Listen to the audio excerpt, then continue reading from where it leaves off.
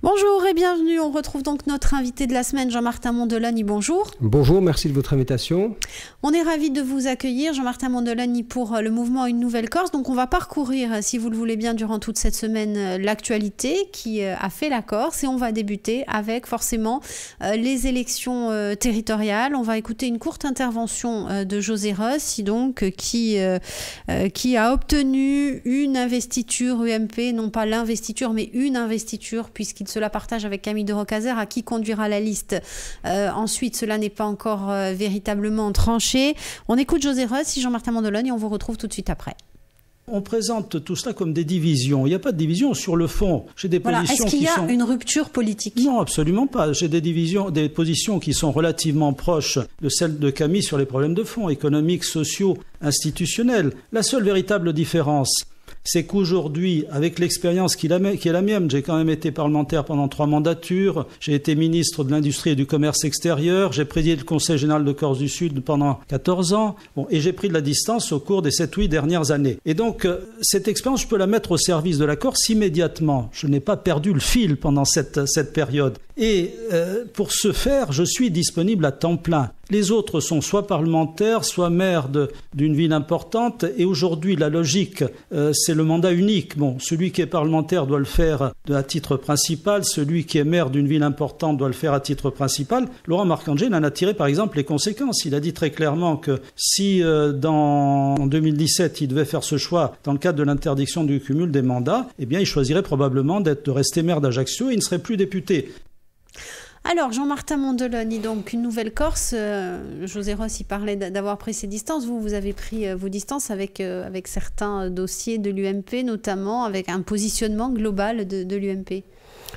Davantage encore, moi j'ai pris une distance par rapport au Parti national, parce que, vous savez, j'ai un slogan, je considère que à élection nationale, Parti national, à élection régionale, Parti régional. Donc j'ai créé avec mes amis en 2010 un mouvement qui s'est fixé pour objectif la reconquête du pouvoir en 2015. Donc nous sommes en ordre de marche. Ce qui se passe à l'UMP pourrait de façon un peu perverse me réjouir, mais ça m'attriste parce que la droite, ma famille, a besoin d'un parti légitimiste qui soit musclé et non pas affaibli. Et je pense que, en dépit de ce que veut bien dire José Rossi, le parti légitimiste est considérablement affaibli par des querelles de chefs et par un décor de fond qu'il ne faut pas masquer, mais au contraire, il faut crever l'abcès. Ce décor de fond, c'est l'épisode lamentable qui s'est déroulé sous les yeux du grand public à l'occasion de l'élection du président du Conseil général de Haute-Corse. Soit ma famille arrive à dépasser cet événement et apaiser certaines tensions, soit elle n'y arrive pas, et à ce moment-là, l'unité est une unité fissurée qui n'est qu'une unité de façade. Mais vous savez, pardon, lorsqu'on parle des autres, c'est qu'on n'a rien à dire soi-même. Donc l'UMP fait sa vie. Une fois encore, je lui souhaite de se muscler et de dépasser ces querelles qui n'intéressent pas aussi peu l'opinion, en tout cas celle qui a envie de renouvellement. Et pour ce qui me concerne, et ce qui concerne nos amis, on fait notre vie en faisant le pari 1 du renouvellement, 2 du changement des pratiques, 3 et surtout de la logique de projet, parce que ce qui aujourd'hui apparaît aux yeux du grand public, c'est que nous sommes à 6 mois d'une élection fondamentale et qu'il n'y a pas, dans ma famille et dans d'autres d'ailleurs, pas l'ombre de commencement d'amorce de projet qui aujourd'hui peut se prévaloir d'un programme d'alternance. Donc votre projet, ça serait quoi? Écoutez, moi je pense que l'Assemblée de Corse a bien travaillé sur des sujets qui ont une charge symbolique manifeste et qui, du point de vue sociétal, sont intéressants, même fondamentaux. Donc moi je considère que le triptyque résident, collectivité unique et co-officialité a du sens sociétal. Mais je dis à mes amis, renversons la table et aujourd'hui, dépassons ce triptyque et offrons un véritable programme d'alternance. Et le programme d'alternance qu'Une Nouvelle Corse défend sur une base programmatique s'organise sur un trépied, si j'allais dire, pour dépasser ce triptyque. 1, l'économie. 2, la formation. 3, la santé. Pourquoi ? La santé, parce que c'est quelque chose de très anxiogène chez nos concitoyens. Vous savez, Nouvelle-Corse, trop discrètement, on me l'a reproché, a rencontré beaucoup de monde, et notamment des citoyens ordinaires. Et cette problématique de la santé, même si elle échappe au cœur de compétences de la collectivité, est une préoccupation très anxiogène chez nos concitoyens. La formation, parce qu'on ne peut pas envisager l'avenir d'un peuple sans se préoccuper d'une jeunesse en déshérence qui manque de perspectives aujourd'hui. Et la formation, c'est la formation des jeunes, mais la formation continue, la formation professionnelle. Pour mémoire, on a divisé par 2 durant cette dernière mandature les budgets de formation. Je crois que c'est une problématique qu'il va falloir absolument relancer, qui impacte directement le premier pilier, celui de l'économie, parce que nous, on considère que la porte d'entrée, aujourd'hui, qui permettra de sortir la Corse de l'ornière comme on l'entend à force d'ondes et comme on le lit à force de colonnes, la véritable clé d'entrée de la sortie de la problématique corse pour nous, c'est l'économie. Et donc il va bien falloir dire quelle économie on veut et sur quelle base. C'est sur ce trépied que nous souhaitons convaincre les Corses. C'est moins vendeur, c'est moins médiatique, c'est peut-être moins séduisant que les délibérations qui ont cours depuis 5 ans à l'Assemblée de Corse, mais c'est davantage pragmatique. Alors, pour mettre en place ce trépied, il va falloir arriver aux responsabilités. Vous pensez que ce que vous avez défini donc, comme des querelles de chefs, ça peut coûter à la droite la présidence de l'exécutif? Manifestement, oui. La droite ne peut gagner que si elle s'entend, et je le dis depuis 5 ans, que si elle assume sa diversité. Il y a, de mon point de vue, 2 courants qui traversent aujourd'hui la famille libérale, qui est un courant national, légitimiste, représenté par feu l'UMP, qui a eu la maladresse, en tout cas pour la Corse, de s'appeler les Républicains, me semble-t-il. Ça va être un peu dur à porter, mais ça, c'est le problème des dits républicains avec un petit r. Hein, parce que moi, je suis républicain, mais pas républicain. Comprendra qui voudra. Et puis il y a un courant plus régionaliste, plus autonome, qui n'a pas besoin d'aller chercher des oukases à Paris et qui n'a pas besoin de soutien d'estrade ou de commissions qui comprennent peu de choses à la Corse. Voilà. Bon, si on assume ces 2 courants et si à terme ces 2 courants peuvent s'entendre, la droite est bien placée pour gagner.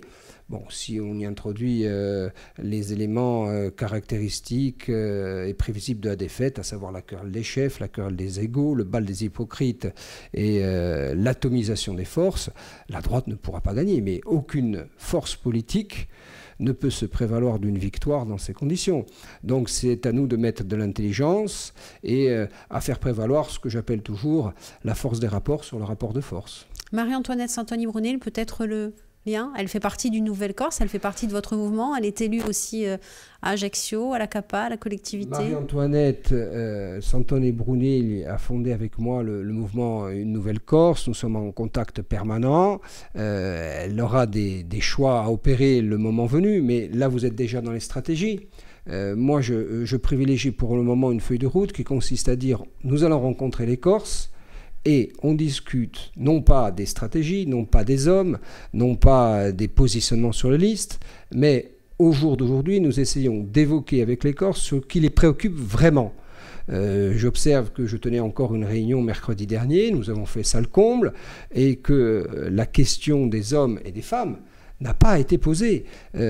Pardon, mais tout ça, ce sont des débats d'initiés, j'ai presque dit, des discussions de café de commerce qui intéressent certes une partie des observateurs, mais qui sont très loin des préoccupations des Corses. Donc le sort de Marie-Antoinette et d'autres ne doit pas s'observer à l'aune d'un positionnement personnel, mais d'une démarche politique qui se veut renouveler, et on ne peut pas se prévaloir de renouveler les pratiques et les hommes si on reproduit un vieux système qui est d'un classicisme édifiant, qui consiste d'abord à parler des hommes et après des projets. Nous, on s'est intitulé Une Nouvelle-Corse, c'est pas seulement un slogan de façade, c'est pas seulement de la cosmétique, c'est une véritable façon de faire de la politique, et j'ai l'habitude de dire, vous savez, les Corses n'aiment pas seulement la politique, ils aiment faire de la politique.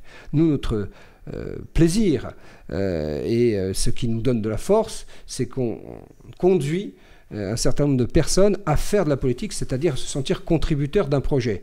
Voilà, c'est sur cette base-là que nous avançons.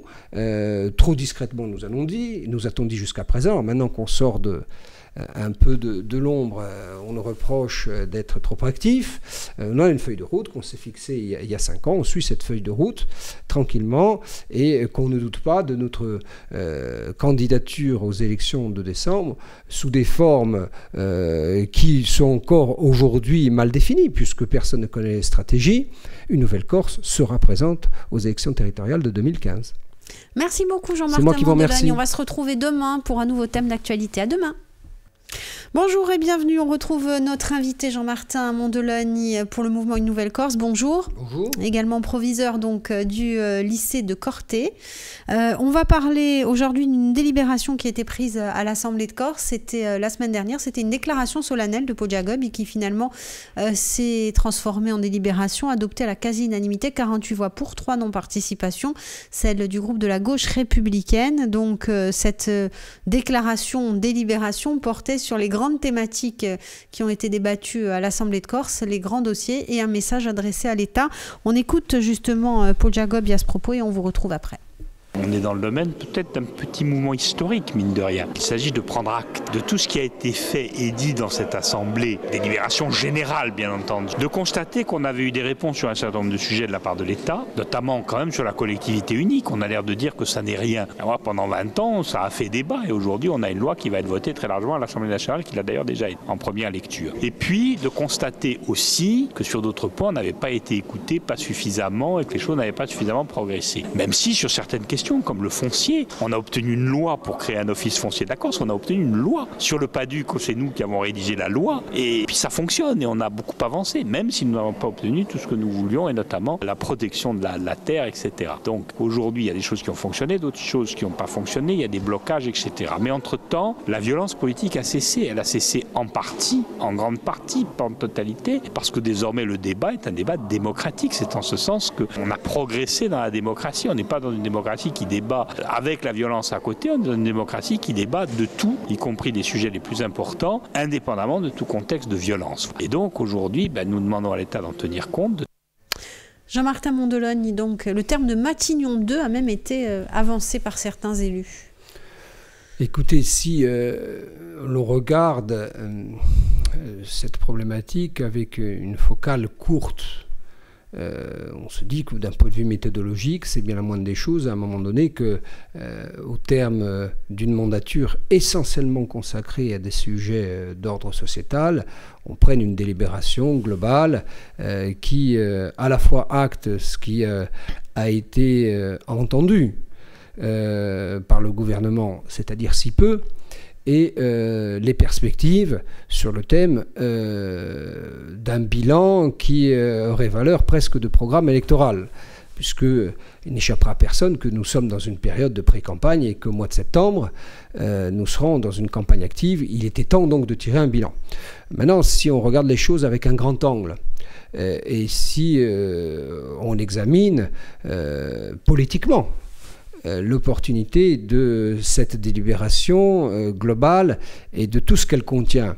Bon, on est dans la stratégie du pack complet, on y retrouve un peu d'amnistie, un peu de plan énergétique, un peu de co-officialité, un peu de collectivité unique, des thèmes qui, s'ils avaient été défendus isolément, aurait pu, à mon avis, notamment en direction de Bercy, je pense à la fiscalité, aboutir concrètement, et des thèmes qui ont un caractère hautement improbable, je pense à la révision de la Constitution.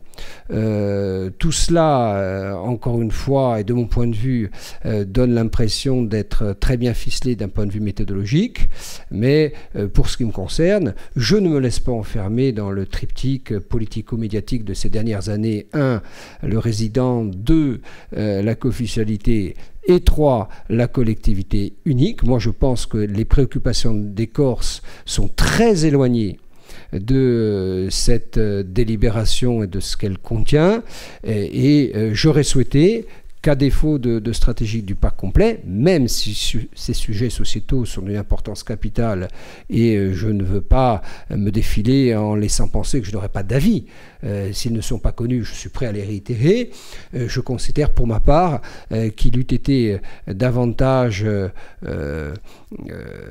utile à la Corse qu'on aille en direction notamment de Bercy pour négocier un certain nombre de sujets capitaux pour l'avenir de la Corse. Moi, je considère que l'économie, les sujets économiques sont une porte d'entrée véritable pour l'avenir de cette île et notamment pour les sujets sociétaux qui sont posés à travers cette délibération. Pour vous, l'essentiel n'est pas là donc ?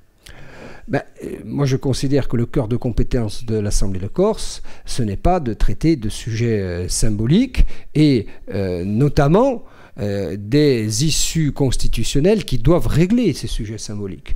Le cœur de compétence de la collectivité territoriale de Corse, il a été fixé par le législateur autour de l'économie, autour du tourisme, autour des transports. Bon, moi je mets au défi quelqu'un de me démontrer que en matière de desserte maritime et aérienne, les choses vont mieux en 2015 qu'en 2010.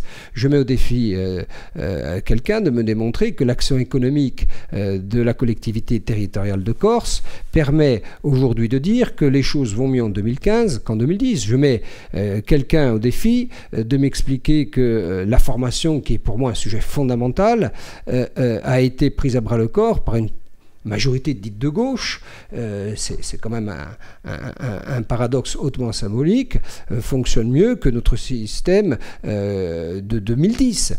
Bon, voilà pour moi des sujets prégnants. En tout cas, c'est les sujets qui sont soulevés au gré des rencontres que j'organise sur tout le territoire et qui sont, sinon éloignés, en tout cas assez distantes des sujets évoqués dans cette délibération, même si, encore une fois, du point de vue méthodologique, et c'est une façon d'enfermer la large majorité de l'Assemblée de Corse, on ne peut qu'être d'accord sur le principe qui consiste à dire, écoutez, on a travaillé, on a plutôt bien travaillé, en tout cas on a travaillé assez longtemps, le temps est venu de faire un bilan et de dire, oui, bon, vous ne nous avez pas écouté sur ces sujets-là, j'ajoute, comme si l'on imaginait que le gouvernement était, dans le contexte de crise internationale que l'on connaît, soucieux des sujets qui intéressent aujourd'hui la collectivité territoriale de Corse. Moi, je pense qu'il eût été, même s'il faut avoir une vision globale, évidemment, de ces sujets, plus pertinent, en tout cas plus opérant, d'aller évoquer ces sujets un par un. L'amnistie ne peut pas être traitée comme un élément de solution alternatif ou définitif de la solution corse. Une fois que l'amnistie sera passée, et elle est dans certains cas, je le dis, hautement souhaitable, le problème corse ne sera pas réglé. Les gens qui cherchent un emploi, les gens qui cherchent un logement, les gens qui s'inquiètent pour leur santé, les gens qui s'inquiètent pour l'avenir de leurs enfants, ne seront pas moins inquiets une fois que le drame humain des gens qui sont détenus pour des raisons politiques sera réglé. Il faut avoir le courage de le dire. Ou alors on est dans le cadre d'une pensée unique, on est dans le cadre d'une pensée qui se veut organisée autour d'un modèle que je partage en partie, mais qui n'est pas le mien a priori. Pourquoi, selon vous, la collectivité s'est focalisée sur ces thématiques sociétales ? Pour deux raisons essentielles. La première, c'est que les nationalistes se sont emparés et tout le crédit leur revient, et c'est tout à leur honneur, de l'agenda politique de cette mandature. Parce qu'il y a une force de proposition qui existe de façon moins prégnante chez d'autres formations. Et donc ils ont imposé à la fois l'agenda et les idées, et pour des raisons politiques, parce qu'il apparaît clairement pour ceux qui s'intéressent de façon un peu précise à l'évolution de la vie politique, que Paul Jacob a un intérêt politique manifeste à faire sienne les idées de certains nationalistes pour s'assurer, le croit-il en tout cas, une majorité en 2017, compte tenu de l'affaiblissement des forces de gauche dans le paysage politique insulaire. Voilà 2 raisons. Ça n'enlève rien à ces convictions que je peux croire sincères, mais qu'on ne s'y méprenne pas. Moi, je ne suis pas contre l'idée de réfléchir à ces sujets et d'avancer. Je dis que pendant 100 ans, on a délaissé le reste. Il n'y a plus une grue, il n'y a plus un lycée qui est sorti, il n'y a plus un collège. Les programmes routiers sont revus à la baisse, le budget de la formation est revu à la baisse, l'emploi public a décollé de façon éhontée. Bon, donc il fallait se préoccuper des sujets sociétaux qui intéressent une partie de l'opinion, en tout cas une partie de la classe politique. Il ne fallait pas délaisser le reste, et c'est ce reproche que je formule, et c'est sur la base de ce reproche qu'une nouvelle Corse est aujourd'hui, dans le paysage politique insulaire, le seul à proposer un programme, une base programmatique d'alternance. Merci beaucoup Jean-Martin Mondologne, on se retrouve demain. À demain. Bonjour, bienvenue, bonjour Jean-Martin Mondologne. Bonjour. Ravi de vous accueillir durant toute cette semaine pour parcourir l'actualité de la Corse en notre compagnie. Donc on rappelle le mouvement Une Nouvelle Corse. On va parler aujourd'hui d'un dossier important. Il s'agit des transports maritimes, le dossier de la SNCM, le feuilleton devrait-on dire de la SNCM. Le tribunal de commerce de Marseille rendra le 10 juin prochain son avis sur les 3 offres de reprise donc proposées par les 3 repreneurs potentiels. Dans l'Assemblée de Corse a adopté le principe d'une subdélégation, c'est-à-dire d'une sorte de co-traitance entre la méridionale qui a une délégation et le repreneur qui aurait cette possibilité donc de cette co-traitance. On écoute Paul-Marie Bartoli à ce propos et on vous retrouve après. On ne peut pas laisser la méridionale seule face à cette situation avec seulement 3 navires. Comment pouvait-elle affréter en un temps aussi réduit d'autres navires pour assurer la continuité du service public? C'était impossible. Si un repreneur est choisi le 10 juin par le tribunal de commerce, nous prendrons langue avec lui immédiatement et nous remettrons autour de la table le futur repreneur, la méridionale et nous-mêmes pour qu'on puisse subdéléguer au moins pendant 9 mois, voire 12, le service avant d'avoir une nouvelle délégation de service public. Alors avant de parler de l'avenir plus concrètement de la compagnie SNCM, la méridionale s'est inquiétée de cette subdélégation en fait. Est-ce que vous partagez leurs inquiétudes? On est sur un sujet technique pour éclairer nos éditeurs et faire un peu de pédagogie.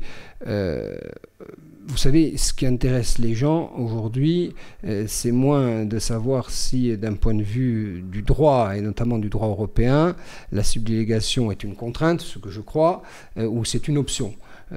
Voilà, ce sujet est arrivé un peu hâtivement à l'Assemblée de Corse et je crois que l'Assemblée de Corse n'avait pas le choix et que habilement le président de l'Office des Transports, le président du Conseil exécutif ont proposé cette situation. Pourquoi ? Parce que la perspective du 10 juin et les choix du tribunal de commerce et du repreneur va être déterminant pour les mois à venir. C'est le spectre d'une grève, d'une nouvelle grève, qui préoccupe grandement à la fois les citoyens et les socio-professionnels. C'est de ça dont il faut parler. Ce que demandent les gens, encore une fois, avec mes amis, nous tournons beaucoup en Corse, ils demandent 2 choses. Ils ne demandent pas la couleur des bateaux. Ils nous demandent 2 choses. On veut un service maritime fiable et on veut un service maritime moins coûteux. Donc la perspective qui se dessine derrière, c'est pas de savoir qui va reprendre la SNCM et dans quelles conditions. C'est pas de savoir quelle sera la couleur des bateaux. Qui va reprendre la SNCM, il y a peut-être les emplois aussi qui sont en jeu, peut-être. Il y a inévitablement un drame social qui s'opère. Vous savez, à force de reculer l'échéance, on en finirait par penser qu'en retardant ou en différant cette problématique, il va y avoir moins d'emplois touchés. C'est inévitablement un drame social, aggravé, je pense, par la parole défaillante de l'État, qui, dans le meilleur des cas, a masqué, dans le pire des cas, a menti. Et l'Assemblée de Corse a eu raison de s'insurger contre un partenaire qui doit honorer sa signature et doit honorer ses engagements. Cela n'a pas été au rendez-vous et ça en dit long aujourd'hui sur la déliquescence, j'allais dire, de l'État, soyons modestes, en tout cas sur la parole du gouvernement. Le problème de fond, si on prend un peu de distance par rapport à cela, parce que inévitablement, et on le voit, ce dossier sera un des dossiers stratégiques majeurs qui attendra la nouvelle majorité élue sortie des urnes au mois de décembre. Donc au mois de janvier, qu'est-ce qu'il faut faire? Quelle est la perspective de Nouvelle-Corse? C'est de dire, prenons acte de l'évolution d'une compagnie, prenons acte de la casse sociale que cette histoire va représenter, en essayant évidemment de la minorer, mais essayons d'imaginer ce que doit être le modèle de transport en direction du continent. Revenons je crois, à la genèse. La genèse, c'était quoi? C'est que l'enveloppe de continuité territoriale devait servir à relier en bord à bord la Corse et le continent sur le principe du tarif deuxième classe SNCF. Et moi je dis que un tiers des passagers sont transportés en Corse par voie aérienne, 2 tiers le sont par voie maritime. Je dis qu'il faut inverser la tendance, c'est faire comme toutes les îles de Méditerranée, concentrer 1 tiers des passagers qu'ils doivent l'être sous forme maritime et 2 tiers sous forme aérienne. Les économies générées par ce nouveau paradigme, parce qu'on passe d'un modèle à un autre, doivent permettre notamment de faire baisser le prix du billet en bord à bord et faire en sorte qu'on ne disperse pas du point de vue de la compagnie régionale, je parle de la compagnie aérienne bien sûr, et qu'on se concentre sur le prix du billet. Ce que demandent les gens, c'est de faire en sorte qu'on puisse regagner le continent, soit par obligation, soit par loisir, parce qu'il y a l'obligation, notamment l'obligation sanitaire qui pèse beaucoup, sur un bord à bord qu'on pourrait symboliquement fixer à moins de 100 € toute l'année. Bien, pour ce qui est du maritime, il faut sortir d'un système dit système de base qu'on distingue du système complémentaire, où les passagers ne doivent pas être transportés de façon subventionnée et ramener ce qu'on appelle la délégation de service public à l'essentiel. L'essentiel, c'est quoi? C'est transporter par voie maritime les passagers en hiver sur un nombre de rotations pertinent qui doit assurer un service de continuité publique entre la Corse et le continent, et ramener la vocation maritime à ce qu'elle devait être au départ, c'est-à-dire le transport du fret. Voilà comment j'imagine le modèle à venir de la desserte à la fois maritime et aérienne. Une desserte qui sera fiable, une desserte qui sera moins coûteuse, et une desserte ramassée sur l'essentiel, en tout cas pour ce qui concerne le maritime. Pour cela, quel modèle? Donc la reprise, les repreneurs, vous y croyez? Ou comme un syndicat nationaliste le réclame, une compagnie régionale, dans le maritime comme dans l'aérien? Écoutez, j'observe que les critiques fusaient sous la précédente mandature lorsque la majorité à laquelle j'appartenais doutait du concept de compagnie régionale. Bon, moi j'avais dit d'ailleurs, je n'avais pas été écouté, qu'il fallait commander une étude indépendante naturellement pour démontrer que soit c'était viable, à ce moment-là il fallait poursuivre, soit ça ne l'était pas. Donc 5 ans sont passés et il n'y a pas le début de commencement d'amorce débouche d'études qui démontrerait que les choses soient viables. Alors maintenant on en vient à distinguer, comme le faisait avant-hier Tony Sin d'aller sur vos ondes, l'idée de l'exploitation et l'idée de la propriété des navires. Bon, et sur le concept, derrière le concept de société d'économie mixte. En gros, les navires nous appartiendraient, puis on donnerait l'exploitation à quelqu'un d'autre. Pourquoi pas? Moi, je demande qu'on fasse des études prégnantes sur ce sujet, qui démontrent soit le bien fondé de cette histoire, soit la dimension que je crains et que je soupçonne d'aventure que représenterait cette affaire. On l'a bien vu avec les trains. C'est très bien d'organiser soi-même son service public, mais lorsqu'on commence à générer des déficits abyssaux dans une collectivité qui a besoin de ressources et qui sera de moins en moins aidée par l'État, je crois qu'il faut se ramener à l'essentiel. Partout dans le monde, la desserte maritime et la desserte aérienne sont, lorsque c'est rentable, organisées sur la base de la concurrence. Je crois qu'une concurrence qui est bien régulée, une concurrence qui est bien organisée et une concurrence qui donne satisfaction tant du point de vue du coût que de la fiabilité, me paraît aujourd'hui une option qui est à préconiser et qui ne doit pas laisser de place à tout ce qui relève du symbolique. Parce que être propriétaire de ces bateaux, ça a une dimension symbolique forte qu'on peut comprendre lorsqu'elle vient de cet aran politique, mais derrière la dimension symbolique, il y a le pragmatisme, et Nouvelle-Corse se veut extrêmement pragmatique sur ces sujets, en tout cas ne prendra pas le risque, si c'était aux affaires, d'enfoncer davantage la collectivité dans une prise de risque financière qui me paraît, somme toute, très élevée. Merci Jean-Martin Mandologne, on va se retrouver demain. Bonjour, on se retrouve pour parcourir l'actualité en Corse en compagnie de notre invité Jean-Martin Mandologne. Bonjour. Bonjour. Pour le mouvement Une Nouvelle Corse que vous avez créé, on va parler aujourd'hui de la collectivité unique, de la réforme de la collectivité et des inquiétudes des syndicats, puisqu'on en a parlé beaucoup, donc l'emploi, l'économie, des inquiétudes des syndicats à ce propos. On écoute Éric Ferrari qui représente le STC de la collectivité territoriale de Corse. Aujourd'hui, notre base est favorable à la collectivité unique telle qu'elle a été votée à l'Assemblée de Corse en décembre dernier. Donc, par rapport à cette ambition, nous avons décidé d'aller de l'avant, c'est-à-dire de porter une réflexion sur le sujet et de nous organiser avec nos collègues et les sections des 2 conseils départementaux, celle de Corse du Sud et celle de Haute-Corse. Cette collectivité unique ne soit pas dénaturée dans sa mission et ses ambitions. Et puis, nous avons la volonté aussi de réfléchir sur le statut des agents, de rassurer les agents de façon à ce que cette collectivité unique ne déstabilise pas l'ordre social pour faciliter justement la mise en place d'une administration et d'un service public efficace et au service de la Corse et des Corses. Jean-Martin Mandologne, donc on en a parlé durant toute cette semaine, il y a les grands sujets sociétaux et puis il y a le vécu des gens aussi. Alors le STC bien évidemment, puisque c'est une revendication nationaliste depuis des années, cette collectivité unique est favorable à ça, mais s'interroge aussi sur le devenir des agents des collectivités.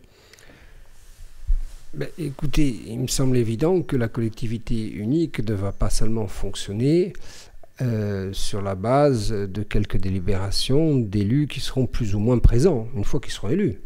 La maison collectivité territoriale de Corse et les 2 maisons conseils départementaux fonctionnent avant tout et surtout grâce à la compétence, à l'investissement et je dirais à l'appropriation de ces agents.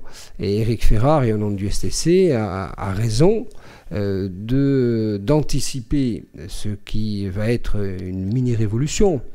Je ne suis pas sûr que les choses se joueront en 2018 pour ma part. Vous savez, lorsque en 2010 les élections ont eu lieu, on a dit oui, mais il va y avoir une grande réforme de l'État, l'élection sera en 2014, puis après ça a été 2015, on est pratiquement en 2016. Je ne suis pas sûr que la temporalité qui est fixée aujourd'hui par le gouvernement et qui a été proposée aux élus nous permette, compte tenu du calendrier national et des élections présidentielles législatives, d'envisager une collectivité unique opérante en 2018, d'autant qu'un certain nombre de problèmes n'ont pas été réglés, le problème de la chambre de territoire, le problème de la méthode, le problème des contenus et ce qu'évoque Éric, la dimension sociale, la problématique des fusions, la problématique des régimes indemnitaires, la problématique des registres de compétences, c'est-à-dire le qui fait quoi. Tout cela est encore aujourd'hui un peu elliptique, tout ça est encore un peu flou.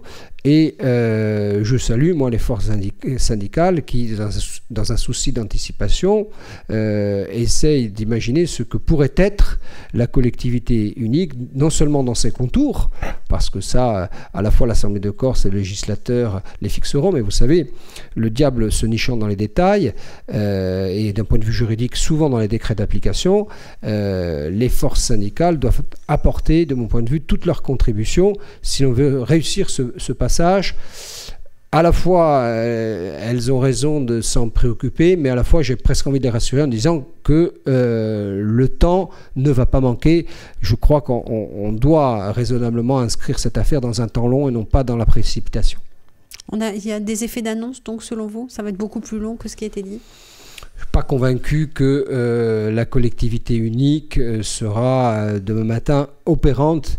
Aujourd'hui, de quoi parle-t-on? On parle d'une proposition fournie et assez dense de l'Assemblée de Corse, qui n'est pas partagée par les 2 conseils départementaux. On parle notamment d'une structure dite Chambre des territoires qui ne fait pas l'unanimité, un gouvernement qui est assez hésitant sur ces sujets, même si le principe a été en première lecture adopté par l'Assemblée nationale dans le cadre de la loi NOTRe. Une navette au Sénat qui sera assez vite opérationnelle. Bon, mais une fois que le principe a été acté par le Parlement, la vraie question, c'est de savoir quel contenu on y met et est-ce que tout le monde est, indépendamment du référendum qu'on a passé par pertes et profits, est-ce que la prochaine consultation, à savoir l'élection régionale, doit avoir valeur de référendum? Moi, je ne crois pas. Je crois que la population doit être questionnée sur des sujets beaucoup plus fondamentaux que celui-ci. Autant de sujets qui montrent non pas un niveau d'impréparation, mais ce qui pourrait apparaître comme de la précipitation si on tenait un calendrier qui me semble extrêmement serré, tant du point de vue de l'Assemblée de Corse que du point de vue du gouvernement, qui va arriver en 2016 en pré-campagne électorale. Donc 2016, c'est demain matin, hein. Sur le fond, quels enjeux, selon vous, pour la Corse de cette collectivité unique, quelle que soit la date où elle se met en place? Un territoire où on compte un peu plus de 300 000 habitants, un territoire avec 1000 km de côte. C'était nécessaire. Et le relief que l'on connaît commande nécessairement une mutualisation des énergies et nécessairement de mettre un terme à la dispersion des compétences. Vous savez, moi j'ai l'habitude de dire, si l'on veut réussir une politique, il faut d'abord clairement répondre à la question du qui fait quoi. Vous ne pouvez pas avoir, par exemple, en matière économique, des acteurs qui peuvent aller des chambres de commerce aux chambres de métiers, en passant par les communes, par les départements, par les agences de développement, par la collectivité maire. Aujourd'hui, un créateur d'entreprise peut avoir jusqu'à 7 interlocuteurs différents. Donc on n'en peut plus de ce que certains appellent le millefeuille, mais qui en fait justifie un certain nombre d'emplois publics qui se sont autorigés au fil du temps à la faveur d'une clause dite de compétence générale, mais à force de faire de la compétence générale, on finit par ne plus faire de la vraie compétence, et il y a dans certains domaines matière et nécessité à clarifier le qui fait quoi et à faire en sorte que le citoyen ordinaire soit mieux informé et soit mieux servi. Ça, c'est la première chose. Donc, collectivité unique, dans cet esprit-là, oui, il faut nécessairement préserver la proximité parce que les citoyens ont besoin de référents de proximité. Ça ne doit pas être, comme je l'ai lu à travers la Chambre des territoires, une vaste opération de recyclage d'élus en mal de siège. Moi, je pense que dans l'avenir, et c'est le sens de l'histoire, on aura affaire à trois niveaux qui me semblent pertinents tant du point de vue de l'opérationnalité que de la proximité. La commune, qui doit rester, l'interco et derrière la collectivité unique. Tous les autres échelons doivent à terme être supprimés, en tout cas être fusionnés. Merci beaucoup Jean-Martin Mondologne. On va se retrouver dès demain pour notre dernière thématique. Bonjour et bienvenue, on retrouve notre invité pour le dernier rendez-vous de la semaine, Jean-Martin Mondologne pour Une Nouvelle Corse, bonjour. Bonjour. On va parler santé, aujourd'hui c'est un sujet, on l'a bien compris, qui vous préoccupe. Tout à fait. Donc on va écouter Jean-Jacques Coiplet, le président de l'ARS de Corse, donc au sujet d'un projet, le futur hôpital d'Ajaccio, qui donc devrait voir le jour, on l'espère, en 2017, et puis s'est greffé en fait sur ce projet d'hôpital d'Ajaccio, un projet d'une clinique privée, un partenariat public-privé qui avait inquiété à un moment donné les organisations syndicales du secteur public. Jean-Jacques Coiplet a tenu à clarifier les choses. Il s'agira d'un partenariat public-privé, un partenariat gagnant-gagnant, va dire Jean-Jacques Coiplet, que l'on écoute avant de vous retrouver. Gagnant-gagnant, ça veut dire que ni le public ni le privé ne doivent être pénalisés. On fait ça pour l'intérêt de l'usager et faire en sorte que demain nous ayons encore une offre de soins publics et une offre de soins privés, mais qui travaillent ensemble. L'enjeu est un enjeu de mieux travailler ensemble, c'est aussi un enjeu de démographie médicale. On sait aujourd'hui que si on n'anticipe pas, on va avoir et on a déjà des difficultés pour voir certaines spécialités. Et donc l'enjeu, c'est bien de mieux faire travailler ensemble le public et le privé pour être aujourd'hui et demain attractif. C'est un projet important pour la Corse du Sud et pour l'offre de santé parce que notre objectif, c'est l'accès aux soins de proximité et faire que le moins possible de patients puissent aller faire soigner sur le continent. Alors Jean-Martin Mondoloni, la santé qui constitue l'un des trois de votre trépied en fait de propositions. Le partenariat public-privé dans le domaine de la santé, c'est quelque chose de... Vous y croyez ? A-t-on le choix ? La question, c'est pas de savoir si on y croit, la question de savoir s'il existe une alternative. Aujourd'hui, je pense que l'enjeu est de bien situer le périmètre d'intervention de la puissance publique et de savoir dans quelle mesure le domaine privé doit intervenir sur des politiques publiques. La question est celle du curseur, la question est celle des intérêts.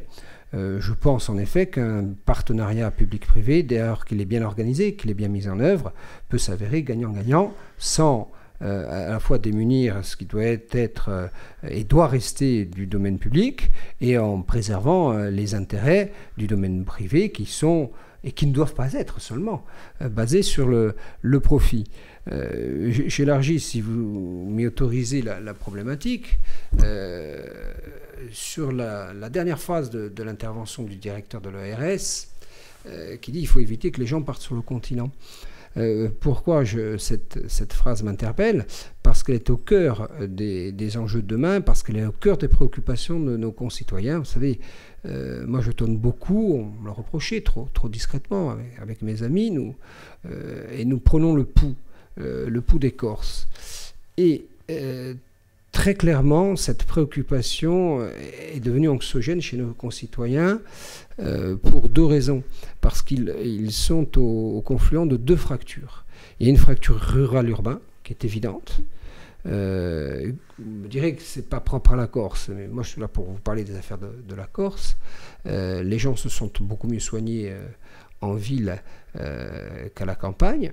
Et une fracture Corse-continent, dans la mesure où vous avez d'un côté ceux qui peuvent et ceux qui ne peuvent pas. D'où la logique inhérente à celle des transports qui conditionne aussi la façon dont les gens vivent en Corse. Vous voyez qu'on est bien éloigné des préoccupations de l'Assemblée de Corse et du triptyque résident, co-officialité, collectivité unique. C'est de ça dont on nous parle.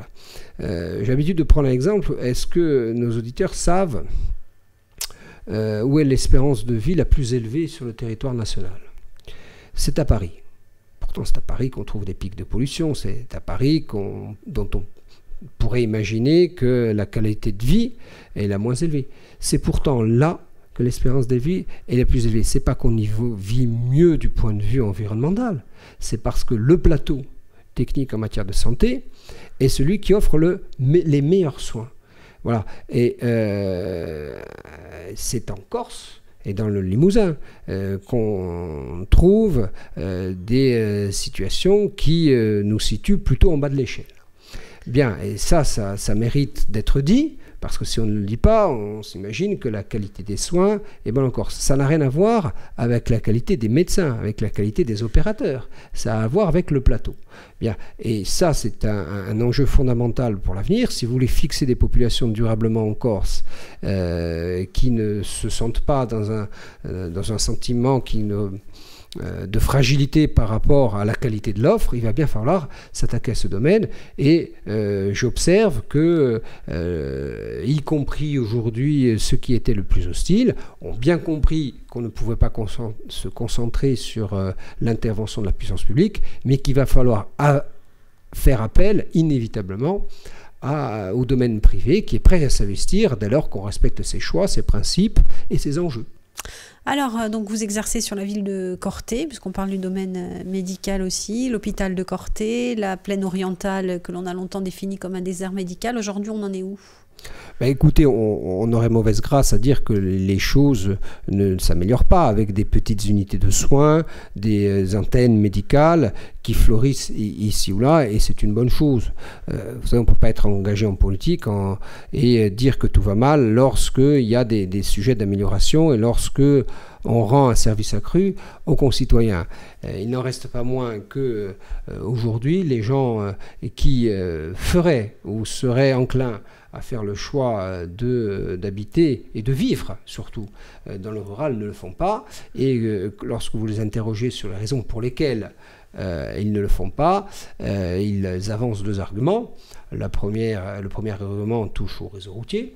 Vous savez qu'on peut fixer des populations lorsqu'on reste en deçà du seuil symbolique des 45 minutes de route. Au-delà, on a beaucoup de mal à fixer population. Le deuxième argument qu'ils avancent, c'est la qualité des services. Et avant l'école, ils avancent les soins. C'est-à-dire que lorsque vous habitez dans une micro-région enclavée qui est à moins d'une demi-heure des services de soins les plus élémentaires, médicaux, paramédicaux, vous arrivez à le fixer population. Au-delà, c'est très dur. Donc il faut avoir le courage de dire qu'il y a une option à prendre qui est celle d'une offre de soins qui sont beaucoup plus maillée sur le territoire et avoir la capacité d'anticipation et j'allais presque dire d'avant-garde, dire que les technologies numériques doivent nous permettre demain aussi de mettre un terme à cette fracture entre le rural et l'urbain, et puis avoir le courage matériel et financier qui doit émaner de la collectivité territoriale de Corse, d'organiser un système de transport qui va aujourd'hui permettre à celles et ceux qui, indépendamment des couvertures sociales évidentes qui touchent tout à chacun, vont permettre à celles et ceux qui le souhaitent d'aller se soigner sur le continent lorsque cela est nécessaire. Eh bien, merci beaucoup Jean-Martin Mondoloni d'avoir passé cette semaine en notre compagnie. Donc, le mouvement Une Nouvelle Corse, qui, vous nous l'avez dit en début de semaine, sera présent sous une forme ou sous une autre aux élections territoriales. On va terminer avec ça. Est-ce que vous avez avancé dans le projet apparemment, dans la stratégie, avec qui pas encore. Écoutez, nous on a pris l'option de dire on va répondre à la question du pourquoi faire, parce que la prise de pouvoir en tant que telle est intéressante dès lors qu'elle précède le choix de société qu'on veut faire valoir demain une fois qu'on est au levier. Bon, cette question-là, vous avez pu l'observer cette semaine, nous habite, puisque nous avons des réponses et un projet qui est déjà bien avancé. Le qui avec qui, vous savez, tout ça c'est la dimension stratégique. Je pense que tout ça va se décanter assez rapidement et qu'on y verra davantage clair à l'horizon du mois de septembre. Maintenant, il ne fait aucun doute que notre mouvement sera présent sur la scène politique, et une présence active et déterminée. Ceux qui en doutent sont mal inspirés, puisque ce n'est pas basé sur la détermination de quelques-uns, c'est basé sur l'engouement que nous rencontrons au gré de nos réunions et cette espèce de souffle citoyen qui dresse nos voiles et qui nous conduiront, je l'espère, à la victoire de ma famille, à la victoire de nos idées, mais surtout à la victoire de la Corse en décembre 2015. Et deux petits mots justement sur votre famille politique en guise de clin d'œil, les Républicains. L'UMP qui devient les Républicains?